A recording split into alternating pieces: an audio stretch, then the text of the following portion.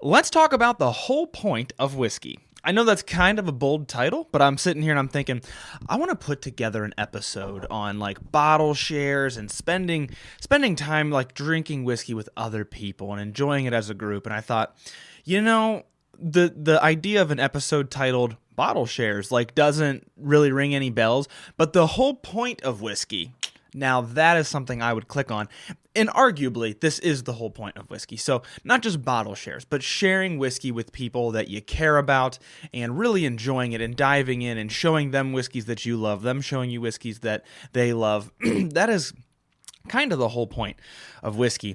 And this really got driven home for me at Kentucky Bourbon Festival this past year, because there's a couple different people going around and asking like, what's your favorite part of whiskey? What do you do this for? Why do you like this?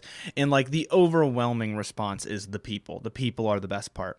And I totally wholeheartedly agree with that. I think if you ask any whiskey enthusiast what's their favorite part of the hobby, if the people aren't the number one thing on their list, it's probably top five. Like most people, the best part is when you get to share it with other people. And don't get me wrong, I love sitting down, having a glass, and like breaking free from my week and really relaxing. But it's just better when you've got good people with you. So let's talk about bottle shares.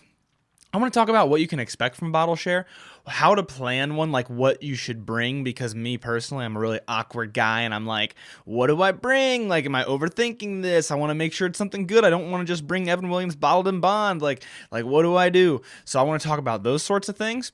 And then we're just going to dive into it, like what you should expect and some helpful tips that I think will make it a little bit easier to plan your first bottle share or to attend your first bottle share. And if nothing else, I hope that listening to this episode inspires you to do more sharing with other people and enjoying of the whiskey as a group.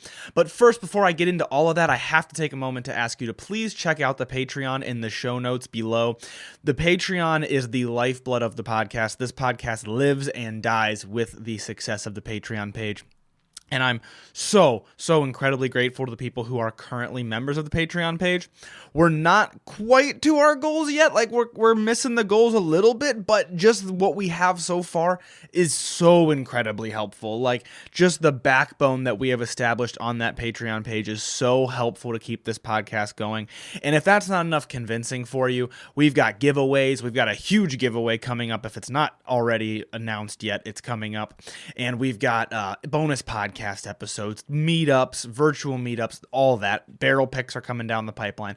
So please just take a moment, click down in the description, go to patreon.com/whiskeynoobs and just review what I'm offering. And if you like it, then please sign up.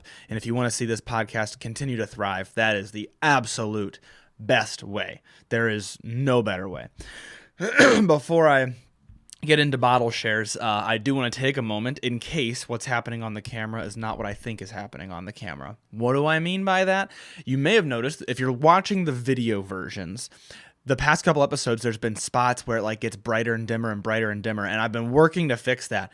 Well, I just took like an hour and worked with ChatGPT to get all of my camera settings correct, because I'm not a camera guy. I have a nice-ish camera so that I can record this, and I haven't really used it to its fullest extent yet. So thanks to the power of AI, I think I have the settings right. So hopefully from here forward, the settings are going to be real nice and the exposure won't go up and then down and all that. But I say all that to say, if something gets real out of whack in this episode, that's why. But I want you to know that I am actively working on it. There's no way to test it aside from, I did come over here and do a bunch of different test runs, but when it comes to recording a full podcast, that's where you're going to find if something is wrong. So I did some troubleshooting and got at least the major kinks worked out. Hopefully it continues to work. So let's talk about bottle shares. What is a bottle share? I was introduced to the idea of a bottle share relatively late in my whiskey journey. I hadn't ever been to one until KBF, I think, Kentucky Bourbon Festival. So a bottle share, you'll hear people say, do you want to come to this bottle share? Are you going to that bottle share? You'll hear the term bottle share a lot, and all that means is exactly what it sounds like.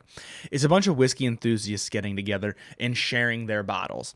And the main idea, oh, okay, cool, why even do that? Well, two reasons.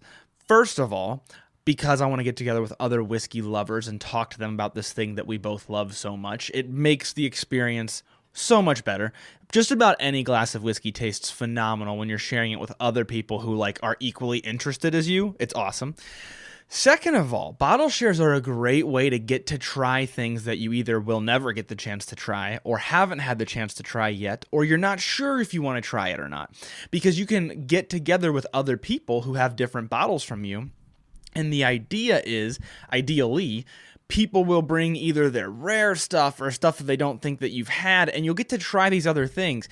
So like at Bottle Shares is where I've been able to establish my opinion on different whiskeys that I had never had before. People love to ask me, what do you think about Stag? What do you think about Pappy? What do you think?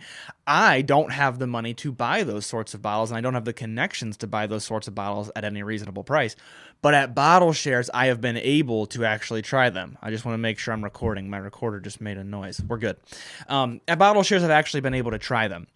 And so thanks to Bottle Shares, I've been able to try these bottles that I might not get my hands on for years. And I've also been able to try bottles where I didn't know if I wanted to or not.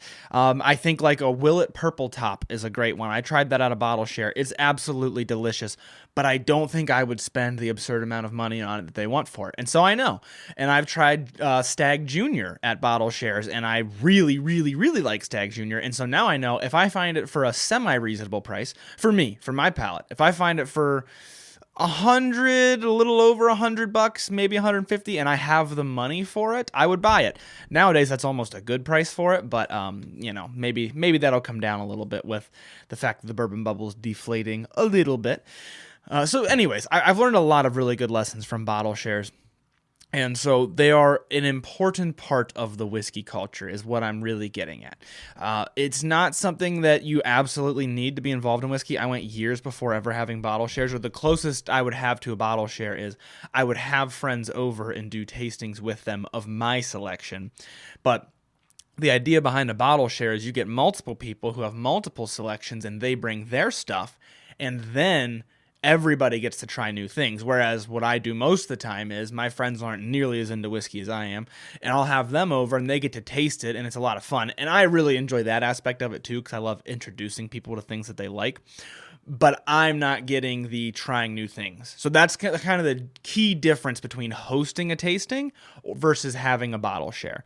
A Bottle Share is more of a mutual thing, which is obviously very hard to do if you don't have people in your life who are equally into whiskey as you. It can be very difficult. Nevertheless, I digress. That's the point of a Bottle Share, and that's why you would want to have one. Now let's talk about what you should bring. What should you bring to a Bottle Share? Throughout this entire conversation, what I want you to keep in mind is the goal of a Bottle Share is for you and the people with you to try new whiskeys. There's, of course, plenty of other goals, but when it comes down to like what you want to bring and why you want to bring it, that should be the main goal that you have in mind. So, the first disclaimer that I want to give, if you're bringing something to a Bottle Share, don't expect to bring it home unless it's something so special that you kind of limit it and you say, yeah, I want everybody to be able to try this, but I don't want to kill this entire bottle, and I don't want someone else to take it home with them. I want this to be mine. You can absolutely do that, and you can set up, like if you're bringing a Pappy 15 to a Bottle Share, of course, you don't have to kill that whole bottle, and you don't have to let somebody else take it home. But bring those things that are very important to you and that you're going to limit, but also bring some stuff that you don't necessarily care if you bring it home. Because the beauty of a Bottle Share, what can really happen is you can have this bottle that you took a gamble on, and maybe it was even kind of rare. Maybe you got like a Booker's, and Booker's is made in all these batches, and maybe it's a batch that you didn't really like. But that's a kind of a special bottle. Not everybody gets the chance to try it. Well, bring that then, because maybe somebody's going to try it and they're going to love it. And then you can say, you love it? Take it home with you. I don't want it. What do you have? Can I have one of your bottles? You don't even have to make it a trade if you don't want to. But I'm saying, like, that's the beauty of a Bottle Share. If you bring something that wasn't your forte and somebody else brings something that wasn't their forte and you all get to bring them home, that's awesome. So try to bring some stuff that you don't necessarily care if you take home. That is a really fun way to get your hands on new bottles. You can kind of trade them like Pokemon cards. Like it can be a little bit of a trade. It can just be a gift. I have plenty of bottles that I just give away because I either rolled the dice on them and did not like them. And I'm like, why would I keep this? Why would I hold on to it? I don't like it. Somebody else is going to appreciate it more. Or maybe it was gifted to me and I didn't like it. And then I'm really like, I didn't even spend any money on this. I just want rid of it. So no matter how it got into your selection, if you don't necessarily want it, give it on to somebody else. So those are great examples of bottles to take to a bottle share, especially if they're good. They're not like disgusting. Like, oh, I have this bottle of, Old Crow is not disgusting. It's just very inexpensive. I have this bottle of like bottom shelf, Old Crow, standard benchmark, whatever. Insert $10 whiskey here. I'll just bring that as my bottle. Don't do that. But if it's pretty good or objectively good and you just don't like it, then maybe bring it. Maybe it's a barrel pick that you bought that you weren't a fan of, something like that. So that's the first thing I would say put your bottles into two categories.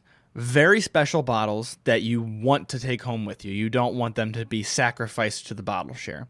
Or bottles that you are okay with giving away. I would bring a little bit of both of those categories. And I usually bring 4 bottles to a bottle share, mainly because I have the, Aged in Ore travel caddy. Do I have it in here?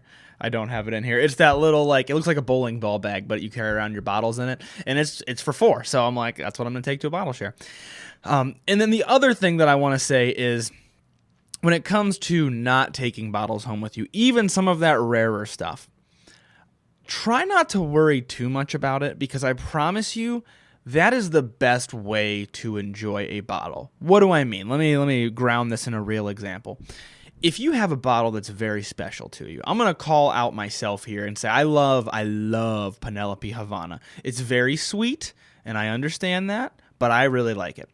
And I still have it, and I haven't killed the whole thing yet. I actually haven't drank very much of it at all. But if I'm going to a bottle share with people who I think are going to appreciate it and people who I think are going to be excited about it, and I take it there and it's the star of the show, we've got 10 people at this bottle share and everybody has 1 or 2 glasses of it, and next thing you know, the whole bottle is gone. That's okay. That is probably the best way that I could have killed that bottle. I will probably look back and be happy that I did that, versus having it on my shelf for the next year and only I get to appreciate it. And it just kind of, it tastes better than the other bottles around it, but what good is it serving, really, right? Especially for me, if you're a very social person, which I tend to be, you're going to find yourself enjoying it more, which I know is so hard to accept, because I'm the same way, where I'm like, but I don't want to let go of my Havana. I love this bottle. But if other people love it too, I want them to be able to enjoy it. And everybody's just going to be happier that way. So that's my little disclaimer for not always taking bottles home with you, but also the very same breath and that very same sentence, you are allowed to establish boundaries and be like, I am taking this bottle home, especially if you spend a bunch of money on it or if it's very special to you. You are absolutely allowed to be like, no, I'm not killing this bottle tonight. That's totally within your ability. So I want to be clear about that. Okay, so what should you take to a bottle share? So we've kind of vaguely established these 2 categories: things that you don't care if you take home, things that you absolutely care and you don't want to lose, and then those things kind of in the middle where you're like, I love this bottle, but I'm going to sacrifice it to the bottle share. So what types of bottles then? What should you be taking? So first, the most obvious, and we've kind of been getting at this whole time, rare stuff, right? Obviously, if you got, even if sometimes Blanton's is rare for people, if you have any of those Buffalo Trace allocated products, if you've got an Old Forester birthday bourbon, if you've got Pappy, if you've got BTAC, usually you don't get into those really, really high-end bottles. If you do, you're going to be the hero of the bottle share. But you get a lot of Stag Junior and, like I said, Willet Purple Top and those kind of bottles that aren't necessarily full extreme unicorn status, but they're like mini unicorn status. So take that rare stuff, and if you have it, and if you're willing to share it, but, and there's a big but here, rare stuff can be really hard to come by. Rare stuff can be really hard to let go of. I totally understand that. And also, there are other really great options out there. There are other ways to bring bottles that people have never tried and may never be able to try. There are other ways to do that outside of just bringing the rarest bottle that you have. So, great example, super duper craft stuff. if you are going to a bottle share with people from out of town, people from different areas, KBF is a great example. All of the content creators and our friends, we all get together, and we're from all across the United States, and we all bring stuff. When I do the KBF bottle share, I usually bring something that's very local, something that's Ohio. I can't remember which one I decided on this past year, but I know for sure like one I was thinking of was Leather and Oak, which I should have already come out with a review on Instagram of because I was really impressed by it. I thought it was so unique, and so I brought it, and I didn't end up bringing it. Long story, I didn't have room in my Aged Noir bottle caddy. I remember now. But anyways, I was going to. Before I had brought Minglewood, which is just in Worcester, Ohio. They're not very highly distributed, and I love them. I think it's so unique and good, and they make really just clean, nice spirits coming from such a small craft distillery. So think about the super craft stuff. Now, this could fall into two camps. So I kind of already got at local stuff, like stuff that is local to you, that is very craft, not very highly distributed. I do that a lot.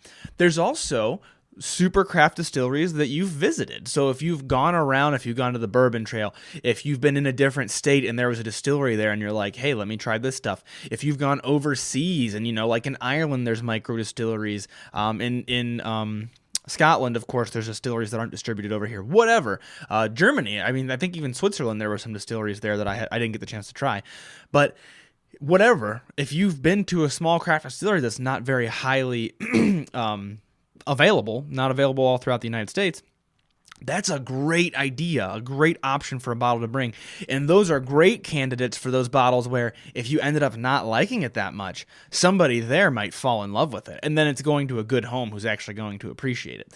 So those are great candidates to bring. And those are actually probably my favorite bottle to bring, with the next one being what I was about to talk about next, and that is single barrels or barrel picks.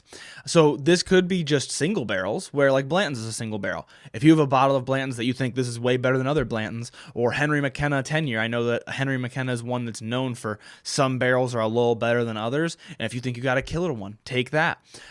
Or if you have barrel picks, if it's a barrel that you picked, I take my own barrel picks a lot, which seems conceited, but also you're never, I think I still have it behind me. Yeah, these barrel picks, you're never going to be able to try them outside of if I bring them. So I like to bring them so people get the chance to try them. If you bought a barrel pick from a store local to you, if you bought a barrel pick from a content creator that you like, whatever, those make great bottles to bring because barrel picks usually are unique. I guess the last thing I'll say about single barrels or barrel picks for bottle shares is if you take one, I personally would try to take a unique one. I would try to take one that like tastes different. Sometimes a barrel pick, let's say a barrel pick, I just have Blue Note behind me. So let's just say you have a pick of Blue Note Juke Joint, uncut, unfiltered. Sometimes the barrel pick just tastes like a really good version of Blue Note. And that's fine. You could take that, but if everybody there has had Blue Note, they might not be super impressed. So then I would try to take what is a unique pick of, if I have a unique pick of Blue Note where I'm like my barrel pick, not to toot my own horn, it's not available anymore, so I'm not trying to sell it. I'm just using it as an example. It was very bubblegum flavored. Like it had this weird bubblegum taste to it. It reminded us of a certain bubblegum that sounds a lot like Boozy Fruit, which is why we named it Boozy Fruit. And so like that's one where I would take that because that's like a really unique expression and people could taste it. I actually did take it 2 years ago to KBF and people were like, oh my gosh, can I buy a bottle? Where's this at? And I was like, well, unfortunately it's sold out, but it was cool because they got to try it and they got to really enjoy that bottle. So I would try to stick to unique stuff. That's just me personally. But you can also cater to your audience a little bit. If you're going to be with people who, for better or worse, you know them, I know them, we all love them. Maybe some of you are one. If you're going to be at a bottle share with taters, then take some tater bottles. Like that's just the case, right? And so maybe a tater isn't going to appreciate some super unique weird bottle from a craft distillery. That's fine, that's just their thing. They're not into that. But cater to your audience, I guess is what I'm getting at. So like when I go to Kentucky Bourbon Festival, I know I'm with the whiskey nerds who are going to appreciate the weird stuff, the craft stuff, and that's what I try to do when I take stuff down to the Kentucky Bourbon Festival bottle share that we have. I keep saying this KBF bottle share. By the way, this isn't like an official event or anything. It's just like some of us get together at. I just realized it sounds like I'm talking about an event that you like buy tickets to. It's not that, but it's just the best example that I have of a bottle share because I don't have a lot of local friends who are really into whiskey, so I don't get to really host bottle shares. So yeah, anyhow, let's the last thing that I wanted to bring up, I almost forgot. The last type of a bottle that you can bring to a bottle share that I think is a good kind of sneaky one, kind of like people might not think of this, I would bring underrated bottles. So when I say underrated, I mean a bottle that you think is a lot better than the credit that it gets. So a great example of this, one of my favorite underrated bottles, Cooper's Craft Barrel Reserve 100 proof, I think is just phenomenal, and more importantly, unique for its price range. It's only like $33 or something like that. And it's unique, it's tasty, it's full bodied. And for that reason, a lot of people probably overlook it. And so then if I take it and they try it, they can be like, this is way better than I thought it was. And then either they'll take that bottle home, or like Cooper's Craft's $30. They'll be like, dude, I'm buying one of these next time I go to the liquor store. So underrated bottles can be a really fun one if you especially think this is way better than people give it credit for. That can also be a great conversation starter, because you can be like, yeah, I brought this bottle of Cooper's Craft Barrel Reserve, and people can be like, oh, I've had that before. That's like, yeah, that's a pretty average bottle, right? That's not even very expensive. And you can be like, listen, I know why you think that, and I understand that. Try it again and really appreciate it for what it is. And then they might try it and be like, okay, you know what? I'm actually blown away. I've done this with plenty of bottles. I didn't appreciate Woodford Reserve for the longest time until I did a blind tasting with it. And so you could be that person who convinces them, like, no, this is actually really good for being a budget bottle. And that also just makes for great conversation and even great debate. It can be like, well, I personally actually think that bottle is terrible. And then you can talk about why and why not. And it's just it's a really good conversational topic. Because if you're just doing rare stuff or you're just doing unique stuff, that'll get you most of the way there. But the conversation's mostly going to be like, I can't believe how rare this is. I can't believe how unique this is. So if you want to like kind of throw a wrench in there and have a little bit of almost debate or interesting conversation, underrated bottles can be a really fun one. And then the vice versa of that would be a bottle that you think is totally overrated, and you're like, I actually don't think this is that good. I think we should all try it in this context with all these other bottles and see what we think. And that can really help you, first of all, validate your opinions.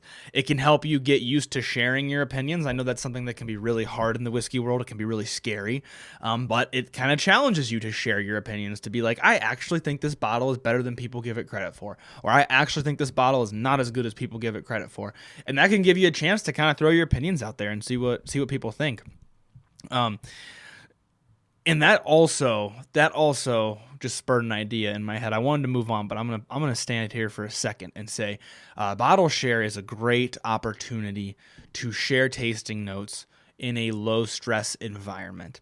Why do I say that? Well, I personally, especially as a creator, I am terrified of sharing my tasting notes in person most of the time. I'm very bad at it. I'm very bad at speaking up and saying what I think, and I usually feel that I have like more to lose almost if I share the tasting notes. If I say something dumb, it's like, I thought this guy was supposed to be a whiskey reviewer. Don't people send him bottles of whiskey and he's saying this? The fact of the matter, and the thing that you notice when you go to bottle shares and things, and I've only gotten better at this like literally the past year, say whatever it is that comes to mind, because nobody there knows better than anybody else. If you would be hard pressed to come across somebody who's going to say, this does not taste like that. What are you talking about? You would be hard pressed to find somebody with the guts to correct you, because you realize once you say tasting notes like that in a group, you really quickly realize we all feel the same way. We are all like, oh, I don't want to be the one to correct him. If he's getting it, who am I to tell him? Because that's just the truth. That's how taste buds work. We all taste different things. We all get reminded of different things. Whiskey is so memory based, where like you're not tasting cinnamon. What you're tasting is, this reminds me of cinnamon pine cones from Christmas. It's all like, a lot of it is just memory based and what it's reminding you of. And so you'll realize when you get into groups like that and you start saying stuff like that, nobody wants to correct anybody, which is good. Like that's objectively what makes it such an accepting community. But my point being, take that opportunity to take some stabs. And once you realize I can kind of say whatever I want and people aren't going to correct me. Now, if you say, this tastes like a piece of cheese that sat on blacktop for a week and then got coated in vanilla icing, people are probably going to make fun of you. But like in general, and if you approach it in the funniest way, like even if you get really specific, I love to do this where I'll be like, all right, hear me out. This is really weird. This is just bear with me. A piece of cheese that was on blacktop for a week and coated in vanilla ice cream. Like if you approach it that way, people aren't going to care and they're not going to think badly of you. So I say all that to say, I know how intimidating it is to express yourself, especially expressing your tasting notes and things. But don't be afraid to take stabs at it. And especially more often than you realize, you'll probably hit the nail on the head. I had that a couple times at KBF where I'm talking to a distillery and I'm like, at KBF, by the end of the day, you do have a little liquid courage. Even if you're as careful as I am and you're dumping some of your samples and you're drinking lots of water, you get a little bit of liquid courage by the end of the day. And I started taking stabs and be like, oh my gosh, this is like cinnamon coated nuts. Like this is like candied nuts. And you'd have distillers be like, yeah, exactly. Yeah. And so you'd be surprised how often you do hit the nail on the head. And when you don't, when you totally miss, it doesn't really matter because people are like, well, if you say you're tasting that, you're probably tasting that. It's probably your taste buds. So I wanted to pause there and say, just take the stabs at it. The more you do it, the easier it will get. I promise. Now, a couple of tips for setting up a bottle share, a couple of things to keep in mind. First, most important, like I can't stress this enough, have lots of water available. Either have cups and a spigot that everybody knows, like this is drinking water, my refrigerator water is drinking water, whatever. Maybe even have a jug of water nearby that everybody can get their drinks out of. Have bottles of water on the table. Water. I cannot say that enough. And don't forget to encourage it and be like, hey, grab some water, you want some water? So have water available. Use that water to pace yourself. So set aside a little bit of time. You're probably not going to host a very good or compelling bottle share in an hour. People aren't going to be able to try multiple things in that amount of time. They're not going to be able to really fully appreciate them in that amount of time. And they're probably going to accidentally get trashed in that amount of time. So make sure you leave time to really pace yourself. Scale the time of the bottle share to the size of the bottle share. If you're going to have 50 bottles there, try to set aside as much time as you can. If it's you and two buddies and everybody's bringing 2 bottles, maybe an hour, 2 hours is going to be more than enough time. So try to pace yourself and set some kind of a pace for what you're doing. Don't forget to drink water in between. That can really help pace you in terms of your drinking as well. Okay, I just tried this. I did appreciate it, but now let me just drink this full cup of water for the next 5 minutes, 10 minutes of conversation, and that'll help pace you. Also have spittoons available, and this is maybe a more controversial one, and this is one of those things that is, I'll die on this hill no matter what. Spittoons are important and they're helpful, and they have accidentally become weirdly taboo in the past few years. Anytime I post about a spittoon on Instagram, I get people commenting that they're for insert expletive here. Spittoons are for, insert expletive, or they are a waste of alcohol. They're a disgrace. You're wasting the whiskey. That's a relatively new attitude. Spittoons are so industry standard. Any competition where they're judging whiskeys, most distillers, when they're blending whiskeys, when they're picking barrels, when they're testing their whiskey, doing quality control, everybody's spitting it out. That is a very standard thing for truly sitting and enjoying a glass of whiskey, is to spit it out. And if you're doing a bottle share where you're going to have lots of different options, you might want to spit out the first 2 sips of everything, because I don't want to drink it until I know that I like it. Or maybe you spit out certain samples and then you find one that you like and then you sip on that one for the rest of the night. Whatever. Let's normalize spittoons. Can we quit acting like it's weird? It's kind of gross. You have to spit it out into a thing, but that's it. And it can be as simple as, you don't have to go on Amazon and buy a fancy looking spittoon. It can be as simple as, ask everybody there, hey, bring an empty water bottle. Drink this water before we get started. Everybody finish your bottle of water, and that is your spittoon for the night. We're going to write our names on them. Or you can get one of the big center of the table spittoons, which I understand that's a little bit gross because you're hovering over each other's spit to spit in it. I get that. Whatever method you use, you can even use solo cups. And then what I do, if I have to use a solo cup while I'm recording, I'll take the solo cup and then at the end of the night, I'll dump it in the toilet and then I'll flush it, because, if you dump it in your sink, it's a little bit nasty. Dumping it in a toilet, then you flush it and it's gone. So Maybe don't do that if you're going to have 30 people and you have a septic system. You might screw it up. But if if you're going to have a few people or whatever, say, hey, everybody, dump your spittoon out when you leave, or take it home with you if it seals and dispose of it at your house. Or if it's a sealed water bottle, let's all throw them in the outside trash, whatever. But don't make it weird. Spittoons don't need to be weird. They are actually extremely helpful. And listen, if nothing else, they are the best means for being able to fully appreciate the highest number of glasses of whiskey. You can drink, if you're spitting it out properly and you're not accidentally drinking some of it, you can drink a lot of different whiskeys before you even feel a slight buzz, because you're ingesting such little tiny amounts of alcohol through your saliva or the little bit that accidentally you swallow. So I guess the moral of the story is, let's normalize spittoons. Don't be afraid to use them. Don't be afraid to ask people to bring empty bottles. Or if you don't want to ask people, if that's a little scary, I get it. Set the standard, man. Have an empty bottle ready and spit into it. And people will be like, oh, well, that's a really good point.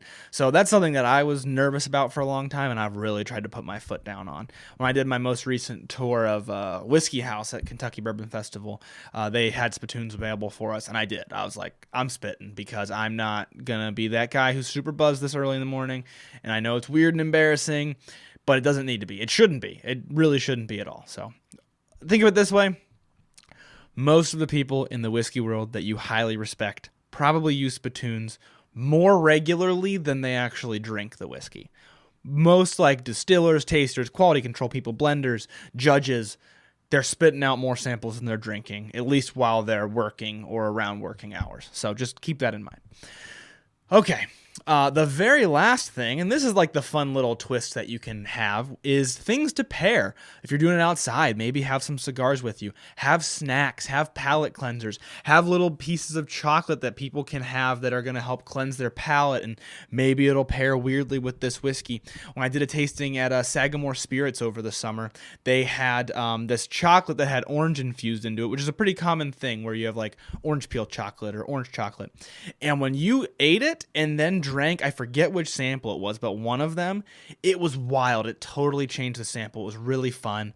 And then I actually wasn't told to do this, but I was like, I wonder what happens if I eat this and drink this other sample. And it was disgusting. And I was like, well, that's why they didn't tell me to do that. So it's fun. It's like a really interesting little experiment to do. So snacks, palate cleansers, totally underrated. They can totally change the vibe of the night. And also having snacks can help keep everybody sober, keep a little something in your stomach so that you're not just eating or drinking on an empty stomach.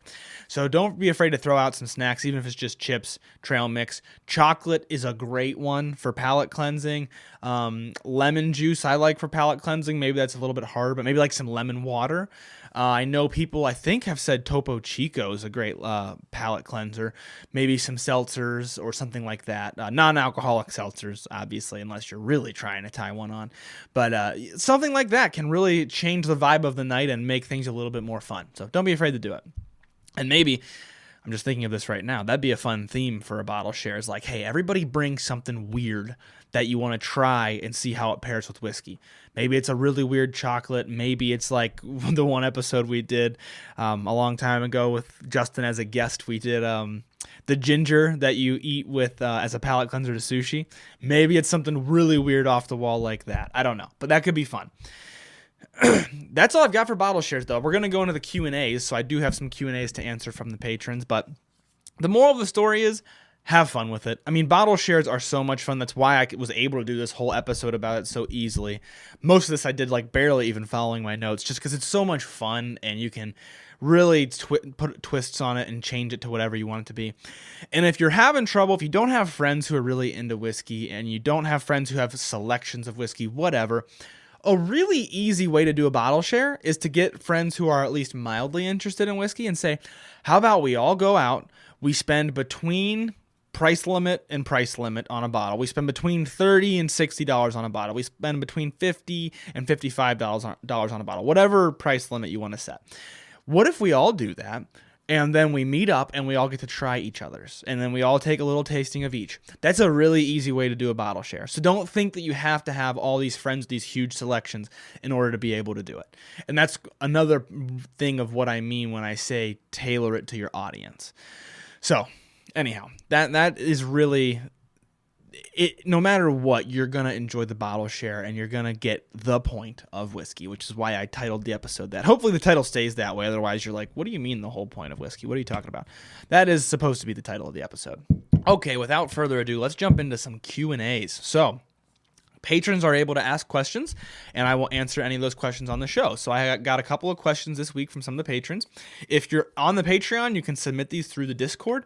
If you're not on the Patreon, every single tier gets to submit these questions. So you can join the lowest tier if you want, and you'll be able to submit questions for the podcast whenever you want. You shoot them over, I put them on whatever script is being recorded next, and then I answer them. So let's jump into a couple of these. The first question that I got from a patron was charred barrel cups or glass cups. I have a prop for this and I forgot it, so I'll be right back. Okay, so as mentioned, the first question was charred barrel cups or glass cups.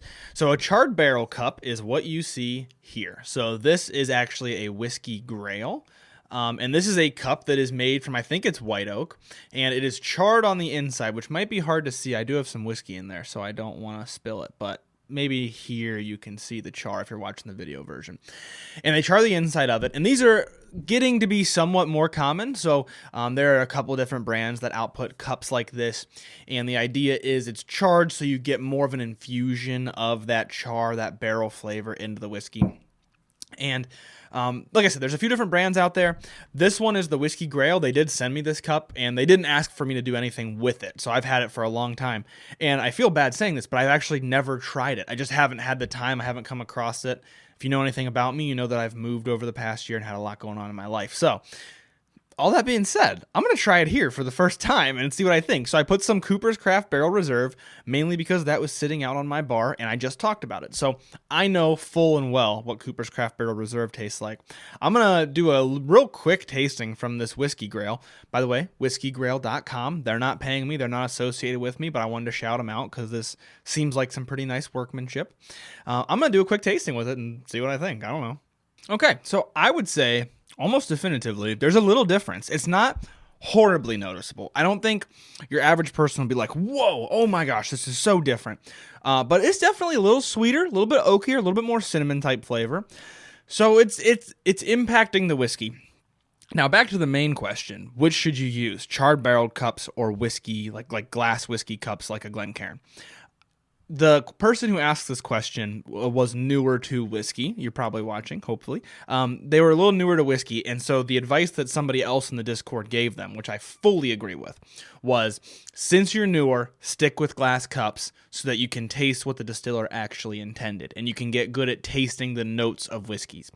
I fully agree with that. Could not agree more. If you are trying to get the notes of a whiskey or figure out, do I like high rye bourbon? Do I like wheated bourbon? Do I like this brand or that brand? What is that nutty note that Jim Beam is supposed to give me? If you're learning those sorts of things, stick with glass cups. Anytime you're doing a serious tasting, stick with glass cups. Anytime, even as an experienced person, you're doing a serious tasting, stick with glass cups. That said, these are fun. I think these type of cups are fun and interesting, and they add something to it. Like I said, I'd never even used this before, so it's not like I'm like this huge believer in them, and I use them all the time. But I have used a similar product. I think it's called a booze bag or a bourbon bag, and it looks like a bag of tea that you steep in water to make tea, but it's actually chips of wood that are charred, and you steep it in your whiskey, and it adds some flavor to it. And I thought the same thing about those. I'm like, this is changing the flavor. This is not what the distiller wanted me to taste, but it's interesting, it's fun, it's different. So that's kind of where I put these. I put them in that category of being fun, but definitely not if you're trying to do a serious side-by-side tasting or pull certain notes from it. But on a random Friday night, just as a glass to have something a little different, absolutely. I think it's really interesting. I applaud the guys at Whiskey Grill for coming up with this. I don't know if they invented the original one or not, but they were the first that I ever saw. So I applaud them for coming up with it. I think it's really unique. And there are other ones out there, like I said. I don't know. The question that I would have is, like, what holds this together? Is there glue in there? And if there is, like, is that safe? I have no idea. So I don't know. But I do know that it's really interesting. And just based on the tasting that I just did, it's neat. It's fun. It's different. Whatever. It's kind of like a super unique whiskey with a weird finish or something. It's fun. That's all I have to say. The next question we've got for the Q&A, this is the last one, is What are some grain to glass distilleries that are worth checking out? So if you don't know what grain to glass means, that means a distillery that literally goes from grain to the drinkable product, as opposed to a distillery who buys whiskey and then bottles it and then sells it, or buys different whiskeys and then blends them and then sells them, or buys a whiskey, puts a specific finish on it and sells it. Those ones that I was just mentioning are non-distilling producers. They're buying other people's whiskey, and I have nothing against it, because if they're doing fun stuff to it and making an awesome product, like Barrel does this all the time, Penelope does this a lot sometimes, if they're doing stuff like that, then hey, that's awesome. I enjoy that. But that is not grain to glass.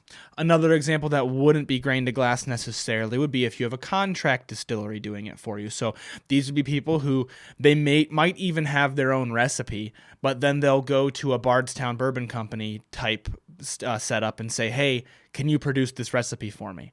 That's called contract distilling.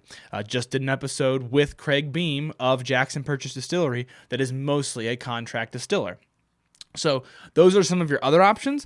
Grain to glass is we buy the grain, we distill it, or maybe we even farm the grain. So that's kind of the extra grain to glass is we farm the grain. But a lot of times it's more like we buy local grains. Then we mash it, we distill it, we age it, and we finish it, do whatever we're going to do to it, and put it in a bottle, and then it's ready to drink. So that's what grain to glass means. So what are some good ones? I jotted down a few ideas because I didn't want to forget. I get to these types of questions and I always forget. So these are just the few that came to mind when I was thinking about this question. Sagamore Spirits I really enjoy. They're not entirely grain to glass yet, but they're working on getting more towards grain to glass. And I really enjoy their stuff.